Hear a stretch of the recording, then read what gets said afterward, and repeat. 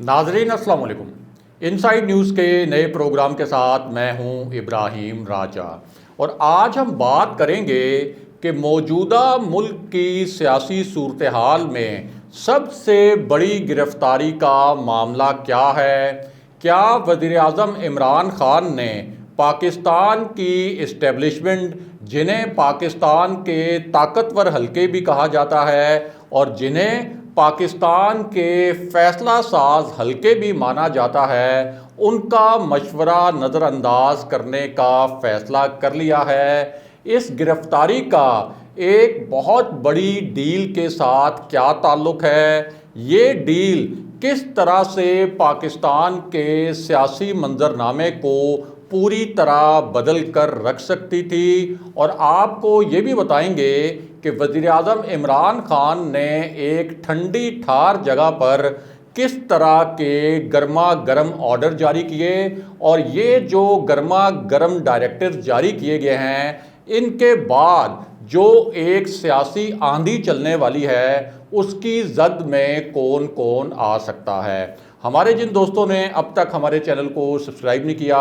उनसे हम कहेंगे कि हमारे चैनल को सब्सक्राइब कर लें ताकि उन्हें अहम मालूमात बर वक्त मिलती रहें। अब वापस आते हैं आज के मौजू पर, यानी मौजूदा सियासी सूरत हाल में एक सरप्राइजिंग और आप कह सकते हैं कि एक हैरान कुन गिरफ्तारी का मामला क्या है, और इस गिरफ्तारी का एक बहुत बड़ी डील से क्या ताल्लुक़ है, यानी एक ऐसी डील जो कि इस गिरफ्तारी से जुड़ी थी, और इस गिरफ्तारी के नतीजे में वज़ीर आज़म इमरान खान और तहरीक इंसाफ की हुकूमत चाहती है कि ये जो डील है, ये डील भी और इस डील से जुड़ा जो तासुर है, ये दोनों चीज़ें उड़ा कर रख दी जाएं। सबसे पहले आपको इस सूरत हाल के मुतल्लिक एक दिलचस्प वाक़या सुनाते हैं, जिससे आपको अंदाज़ा होगा कि पिछले 3-4 दिन में क्या कुछ होता रहा और किस तरह से इस बड़ी गिरफ्तारी की राह हमवार की गई है। तो मामला ये है कि वज़ीर आज़म इमरान खान ने एक ठंडे ठार मकाम पर जाकर कुछ बड़ी ही अहम नौइयत की मशावरत की, और वहाँ जो मशावरत हुई उसके नतीजे में जो गर्मा गर्म किस्म के अहकामात जारी किए गए वो बड़े मानी खेज थे। वज़ीर आज़म इमरान खान पहुँचे थे नथिया गली। ज़ाहिर है कि इस्लामाबाद की गर्मी से वो कुछ तंग आ गए थे, जिसके बाद उन्होंने फ़ैसला किया कि वो अपनी अहलिया के हमरा नथिया गली जाएंगे। 2 दिन वो गवर्नर हाउस रहे, और इससे पहले वज़ीर आज़म इमरान खान ने जो ईद उल फितर थी उसके 3 दिन भी नथिया गली के इसी गवर्नर हाउस में गुजारे थे अपनी अहलिया के साथ। और उस वक्त तो सियाहती मकामात पर जाने के लिए आम लोगों के लिए रास्ते बंद थे। उस दिन कोई 1000 से ज़ायद गाड़ियों को नथिया गली से वापस भेजा गया था, और वज़ीर आज़म इमरान खान और उनकी जो वाइफ हैं, जो खातून अव्वल हैं, उनके लिए एक खुसूसी प्रोटोकॉल के ज़रिए उनको नथिया गली ले जाया गया था, और उस वक्त भी उन्होंने 3 दिन गवर्नर हाउस में गुजारे थे। 6 से 8 कमरे हैं इस गवर्नर हाउस के, और एक कमरे का जो किराया है वो 20 से 25 हज़ार रुपये है। और ख़ुद वज़ीर आज़म इमरान खान ने ये ऐलान किया था कि ये जो गवर्नर हाउस है, ये जो स्पीकर हाउस है, और इस तरह के जो मकामात हैं, ये असल में नो आबादियाती निज़ाम की निशानियां हैं, इसलिए हम इसे पब्लिक के लिए खोल रहे हैं। लेकिन बहरहाल अब वज़ीर आज़म इमरान खान जब जाते हैं नथिया गली तो उनका क़याम गवर्नर हाउस में ही होता है। पहले जब वो ईद पर गए थे तो उस वक्त उन पर अखलाकी हवालों से तनकीद हुई थी कि पूरी जो अवाम है और पूरे पाकिस्तान के जो लोग हैं उनको तो सियाहती मकामात पर जाने से मना किया गया, लेकिन वो ख़ुद सियाहती मकाम पर खातून अव्वल के साथ पहुंच गए। लेकिन अब तो खैर उनका जाना जो है उनका हक बनता था, छुट्टी भी वो कम ही करते हैं। तो ये जो 2 दिन हैं इस्लामाबाद में जब बहुत ज़्यादा गर्मी थी तो उन्होंने नथिया गली में गुजारे। अब इस ठंडे ठार मौसम में भी उन्होंने कुछ ऐसे डायरेक्टिव्स जारी किए जिसके नतीजे में जो एक ऑलरेडी एक हीट वेव थी मुल्क भर में और इस्लामाबाद से लेकर सिंध तक, उस हीट वेव की शिद्दत में मज़ीद इजाफ़ा हो गया। और इसके लिए पहले तो उन्होंने अपने 2 खिलाड़ी मैदान में उतारे اور ان دونوں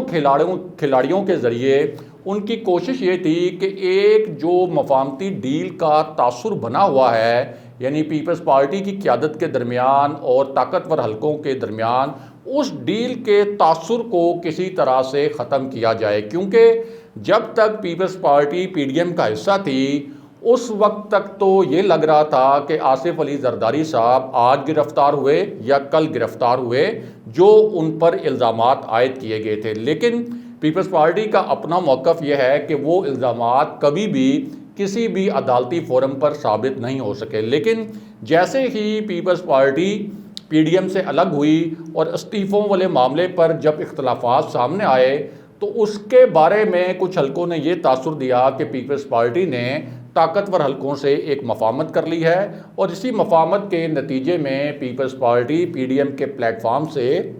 استعفوں والے معاملے سے پیچھے ہٹ گئی ہے۔ اب اس وقت تو تحریک انصاف نے ایک مائلڈ پالیسی اپنائی پیپلز پارٹی کے حوالے سے، اور اس کی وجہ یہ تھی کہ تحریک انصاف کو بھی یہ سوٹ کرتا تھا کہ پی ڈی ایم کے اندر اختلافات پیدا ہو جائیں اور پی ڈی ایم ٹوٹ پھوٹ کا شکار ہو جائے۔ لیکن اب وزیر اعظم عمران خان نے ان اطلاعات کے بعد اور اس تاثر کے بعد کہ کوئی مفاہمت ایسی ہوئی ہے جس کے نتیجے میں کو پیپلز پارٹی کو اور اس کی قیادت کو ریلیف مل سکتا ہے اور ریلیف مل رہا ہے، تو اس کے بعد انہوں نے اپنے جو دو اپنے اہم کھلاڑی ہیں جن میں ایک اسد عمر شامل ہیں اور ایک فواد چودھری ہیں، ان دونوں کے ذریعے انڈائریکٹ بڑی ہی معنی خیز قسم کی بیان بازی کروائی۔ پہلے تو اسد عمر جا کر کراچی میں بیٹھ گئے اور انہوں نے کراچی میں بیٹھ کر وزیر اعلیٰ سندھ کے اوپر تنقید کرنا شروع کر دی، اور ایسے معاملات پر بھی تنقید کرنا شروع کر دی جو کہ سندھ حکومت کی ڈومین میں آتے تھے، اور عموماً اس قسم کی تنقید کو کے بارے میں یہ سمجھا جاتا ہے کہ وفاق کی جانب سے اس قسم کی تنقید کا کوئی اخلاقی جواز نہیں ہوتا۔ دوسری جانب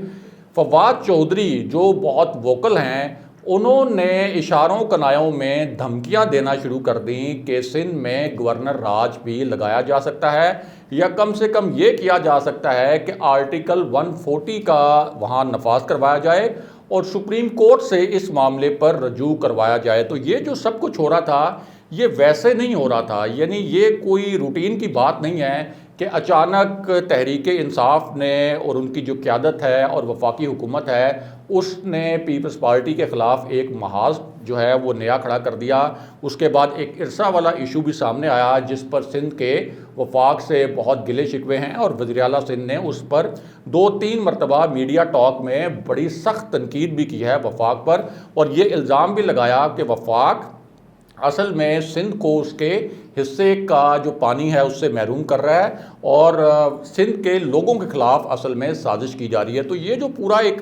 ماحول بن رہا تھا اس کے پیچھے بھی کچھ کہانیاں تھیں، اور یہ کوئی ایسا نہیں تھا کہ فواد چودھری نے یا اسد عمر نے رینڈملی یہ سوچا اسد عمر نے کہ وہ خود کراچی چلے جائیں اور وہاں جا کر وہ سندھ حکومت کے خلاف کوئی بیانات داغنا شروع کر دیں، اور نہ ہی فواد چودھری کے بارے میں کوئی ایسا تاثر ہے کہ انہوں نے از خود اس قسم کے بیانات دینا شروع کر دیے کہ سندھ میں کوئی گورنر راج بھی لگ سکتا ہے، یا انڈائریکٹلی اس قسم کے دھمکی آمیز انہوں نے جو لہجہ اختیار کیا، اس کے پیچھے پوری ایک پلاننگ تھی اور پوری منصوبہ بندی کے ساتھ یہ بیانات دیے گئے۔ اب اسی پوری صورتحال میں آصف علی زرداری صاحب کے متعلق ایک نئی خبر آئی ہے، اور بڑی تشویشناک خبر آئی ہے پیپلز پارٹی کے لیے، اور وہ خبر اس حوالے سے ہے کہ جو جعلی اکاؤنٹس کیس تھا اس میں آصف علی زرداری کو عدالت نے ذاتی حیثیت میں 29 جون کو طلب کر لیا ہے، اور اس حوالے سے یہ کہا گیا ہے کہ آصف علی زرداری جب ذاتی حیثیت میں پیش ہوں گے عدالت میں تو اس کے بعد ان پر فرد جرم عائد کر دی جائے گی۔ یہ آج کی تازہ ترین ڈیولپمنٹ ہے، یعنی آصف علی زرداری صاحب کو جو گرفتار کرنے کا پہلے ایک پورا ماحول بنا ہوا تھا کہ وہ آج گرفتار ہو جائیں گے، کل گرفتار ہو جائیں گے، لیکن پی ڈی ایم کی جب تحریک شروع ہوئی اور پی ڈی ایم کو ایک تقسیم کرنا حکومت کو سوٹ کرتا تھا، تو اس وقت آصف علی زرداری صاحب کی جو گرفتاری پوری پلان کی گئی تھی وہ ٹلتی رہی۔ لیکن اب جو ہے پورا پلان یہ بنایا گیا ہے کہ آصف علی زرداری کے خلاف گھیرا تنگ کرنا ہے، اور اس بارے میں ہمارے جو ذرائع ہیں ان کا یہ کہنا ہے کہ حکومتی سطح پر اب اس بات پر تشویش کا اظہار کیا گیا کہ آصف علی زرداری کے متعلق اور پیپلز پارٹی کی قیادت کے متعلق کیا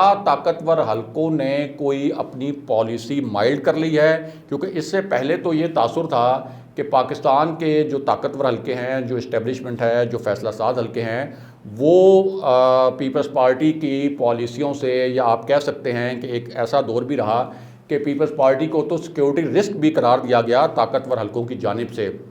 اور جب آصف علی زرداری اور پیپلز پارٹی کی قیادت کے خلاف کارروائیاں ہو رہی تھیں تو اس وقت حکومتی جو حلقے ہیں وہ یہ تاثر دیتے رہے کہ اس کے پیچھے طاقتور حلقوں کی رضامندی بھی شامل ہے، لیکن چونکہ پاکستان کی اسٹیبلشمنٹ ملک کے اندر ایک سیاسی استحکام چاہتی ہے، ایک معاشی استحکام بھی چاہتی ہے، اس لیے ان کی خواہش یہ تھی کہ یہ جو احتساب والا سلسلہ ہے جس کے متعلق الزامات بھی آتے ہیں کہ یہ ایک ایسا احتساب ہے جو یک طرفہ احتساب ہو رہا ہے، ظاہر ہے کہ دونوں طرف کے جو الزامات ہیں ان کے پاس اپنے آرگومنٹس ہیں، تو اس وجہ سے یہ ساری گرفتاریاں جو ہیں وہ اب تک ٹلی ہوئی تھیں، لیکن اب حکومتی ذرائع یہ دعویٰ کر رہے ہیں اور وہ یہ کہہ رہے ہیں کہ اب آصف علی زرداری صاحب کی گرفتاری بہت قریب ہے، اور اسی پورے پس منظر میں 29 جون کو ان کو ذاتی حیثیت میں طلب کرنے اور ان پر فرد جرم عائد کرنے کا فیصلہ کیا گیا ہے، اور یہ سارا معاملہ بالآخر حکومتی حلقوں کے مطابق آصف علی زرداری کی گرفتاری تک پہنچنے والا ہے۔